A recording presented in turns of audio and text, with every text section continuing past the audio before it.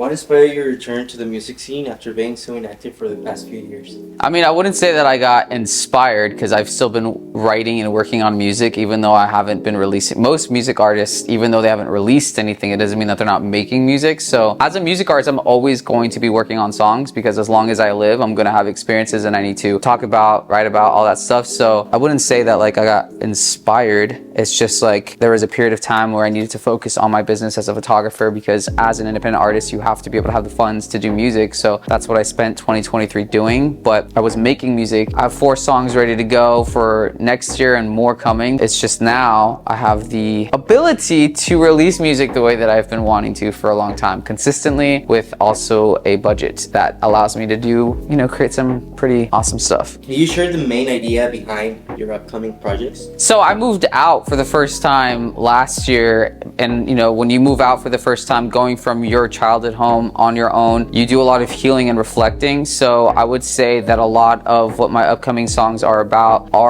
that process. When you look back at everything you experienced and you're understanding what you went through, that's what the songs speak to, just different phases of what I went through growing up, from my household to just me as a person to me out in the world, like developing and learning and all that stuff. So it's just me in this era of healing and what that looks like. What can we expect from your music now? I don't know. I would just say that like I'm more me than I've ever been. I think for the last couple of years since I started releasing music in 2019, it's just like kind of chasing what sound I want to represent me. And I'm only now finding myself at the place where my songs that I'm creating are really reflective of me. So I would say what my fans are going to be hearing is me, like actual me. That's not going to be me trying to be an artist who's trying to become famous and successful. It's just me making music and just being creative and just telling stories. Storyteller. I think that's what people can expect, for me to tell stories and be a storyteller. I'm curious about your favorite track on this new EP. That's tough because we're not finished with all of the songs. We have 3 more songs to do, and then I'm also writing my own, which means that this EP is probably going to be a lot bigger than what I anticipated. And I mean, there's a lot of songs that I like. I mean, obviously the ones that are going to be my favorite are the ones that I personally wrote. Not everything is 100% complete, so I guess I won't really know until the project is done and released. And there's probably songs that I haven't written that might be my favorite ones. There are 3 more songs that me and my production team have yet to write, so maybe one of those will be, I